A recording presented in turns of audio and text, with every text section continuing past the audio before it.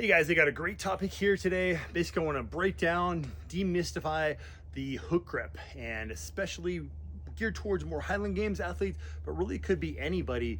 My wife and I both hook grip with our deadlift. That's a little beyond the scope of what we want to talk about today, but basically allows us to stay in a position where we're not having to rotate our body. And it's just, bottom line, we'll talk about this too, but it's just very consistent grip. And I really think it's worth doing, especially for the Highland Games weight for distance events. If you're breaking through or ready to break through in that weight for distance, weight over bar as well as standing, especially spinning variations, it's a game changer for sure. So got a couple props here. I'm going to show you this, but first I want to take the common complaints, the common excuses that people have for not doing the hook grip. And the first one I hear all the time is it hurts too much. Well, the answer to that is we call it the SAID principle, specific adaptations to impose demand. So just like you don't pick up your max weight, hopefully the first time you step in the gym, lift with your ego, be smart about it. Start slow, start simple, and literally starting by gripping. We're gonna get into the breakdown of how this is, but gripping very light things and starting to put your hand around and play with this position, because it's a bit of a mobility thing. It's a certain amount of just, again, those imposed demands, the stress is on the body, and then that ability to close off that hand there. So the pain will never completely go away. I have these permanent lines and I kind of celebrate those. My thumb is basically kind of deformed, especially my right thumb. It's just a different, but I don't have any long-term damage from doing this for 20 years, especially the hurts too much applies to the Denny stones. When you start lifting those, it's just going to freaking hurt. It hurts. And it's like, did you die? That kind of thing. You will not die doing it. Just work your way into it. And you're going to hear that as a common theme here. And the second complaint I often hear is it doesn't work for me. And then I usually ask people, well, how long did you try it? Did you, what did the position look like? And usually it's, well, like I tried it for a couple weeks, and it's usually not a really good thrower who's, let's say, throwing at least 50 feet in the lightweight for distance, so the 28-pound weight, and really a game changer in the 56-pound and somewhat in the 42-pound. And also, again, we'll get into this, but allows me to not really use tacky. We'll talk about a little bit how we're going to use tacky, but don't need to use tacky, put it that way. So I believe it will work for you if, work it till it works kind of attitude. So the plan, the overarching thing I found is people willing to do this for at least a couple weeks to a month. If you give it a good solid month and you're getting your hands on bars and different implements and letting that sink in and being smart about it, you will find value in that. Again, somebody who's throwing far enough, but I would just get in the habit. If you're going to be a Highland Games athlete, you're going to be someone who wants to deadlift well, why not just have that in your arsenal? Definitely 100% with the Denny stones. The benefit, the difference is night and day that way. It just gives you something else in your arsenal to use for those specific types of holds and implements. And the last one, the big one, we're going to bring my wife Kelly in here and really break that one down and get a little of her thoughts too. So I'll bring her in here. But basically, people say my hands aren't big enough. Yes, I do have big hands, so I'm not going to use myself as that example. I have about 8.5 inch length of my hand and pretty big thumb, so I can get around there. We'll show you a little closer view of that and do that hook grip. But you'll see as she grips that sucker here, I'll try to go left-handed and show you. So basically, as long as you can close that off here, we'll break this down in a second, but as long as she can close that off and get that finger, she doesn't even get that first finger. This is a little wider, by the way, than an actual barbell, but you see there's still benefit. So just the biomechanics of that, if she can get her thumb around that, that's a stronger position there. And then to lock that in rather than here or something like this just pulls me off the bar, where this allows that full contact, more friction here, wrapping that thumb basically somewhat under and around, depending on the implement. We'll cover that a little bit, and you can look at what we both do with our grips individually a little bit if you want to see that. So let's see again how she holds that bar versus how I do. Try to see how she gets, and basically, simply put, to give you a little step-by-step, she's going to dig into the meat of that pad, and she's going to get that thumb down and around there. And then naturally the arm's just going to go into that extended position. We'll look at, again, different implements and how I do it here, around, and I can get 3 and get this finger even under there. I'd rather have more pain in that thumb and more connection, more grip there. Always choose that. Just deal with it, basically. There's no other easy way to it. But look at the difference. Like, my hand is not huge. Look at the difference in our hand sizes, and I can still hook grip. She is about a 6, just for that reference, just over a 6.5 inch total length hand, and a very big difference. She's a great deadlift, 300 plus pound deadlifter with hook grip. Can pick up some really heavy weights. No, as grip not being on the fail point. Weights for distance and all that have definitely made some great progress there.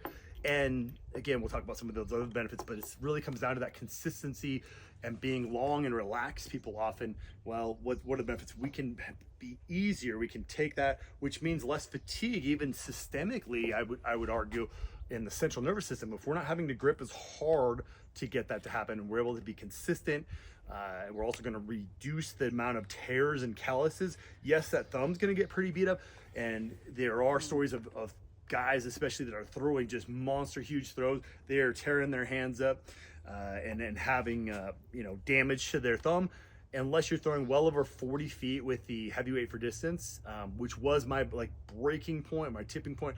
Adding the hook grip, I went from lower 30s along with some other technique things into the 40s that season, way back in the days, by a big I attribute the hook grip to that quite a bit.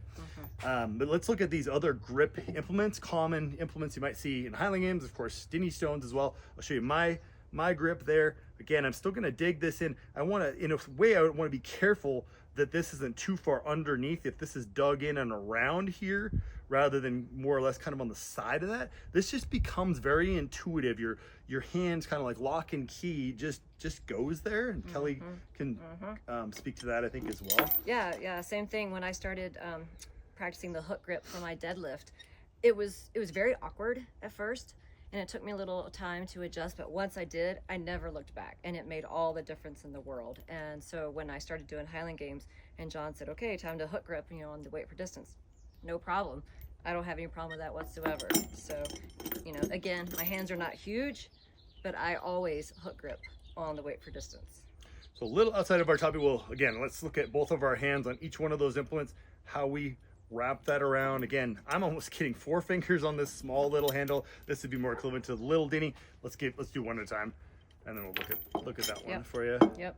See how deep she's hooking that thing. A lot of our weights are going to be about that size. And again, this is what is it, 3/8 of an inch handle, I think, too. And this is a little outside of our scope, but I will grip the handle on this side almost always, because when I'm here, I get this radial deviation on my wrist, because my wrist is going to want to pull down here.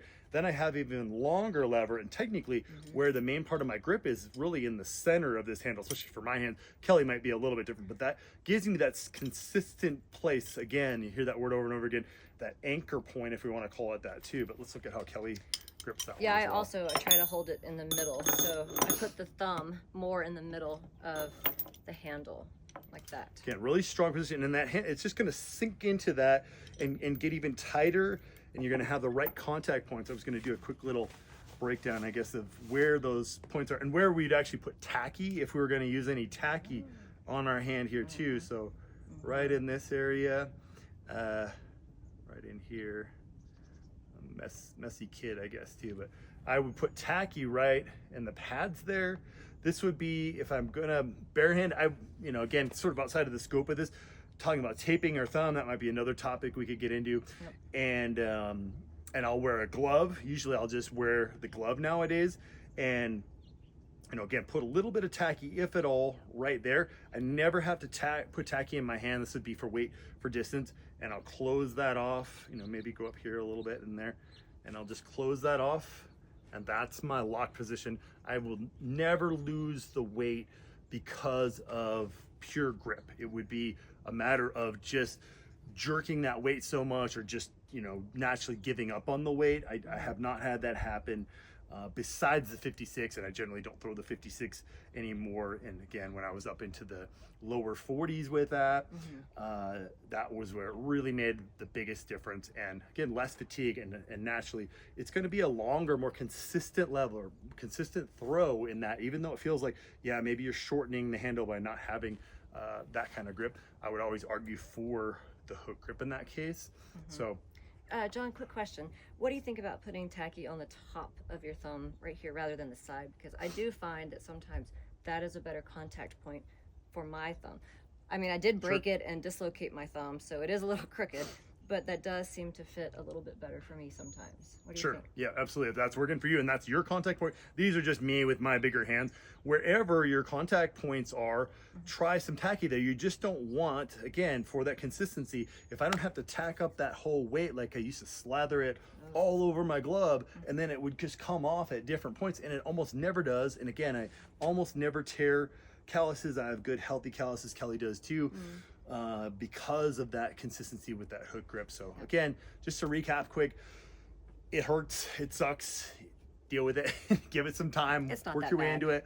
Several times a week of different implements would be the best way to do it, especially if you're training for Denny stones. It would be way too much to go heavy on those Denny stones in the first 3 weeks. You're gonna hate life if you do that.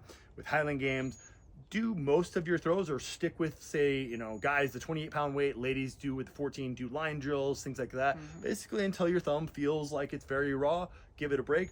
You know, you're generally not going to tear. It's going to be more of just pressure, like blood blisters in there. And then, you know, back off. You don't want to traumatize it too much, but you want to stimulate, you know, we say stimulate, don't annihilate, just like in the gym when we're training, same kind of thing. And then that doesn't work for me attitude. It doesn't work for you because generally you didn't work it. I don't think anyone has, I haven't seen a person that has that deformed of a thumb or hand. Yet, of course, there is probably somebody out there that could prove me wrong, but more than likely you're going to be just fine with it. And then, again, there's your example of the hands aren't big enough and the hows and whys. And again, last thing, I guess, with this would apply to chalk as well. If I'm gonna hook grip, I wanna make sure to chalk those areas, and then I would go all over the bar. Any place of contact, any place where you feel pressure, think about that, like during your warm-ups, and put more chalk in those areas and really get that chalk worked in. And again, the right amount of tacky, that's an art and science kind of in itself that you have to work with. But again, hope that helps. Hopefully demystify some of the hook grip stuff for you guys.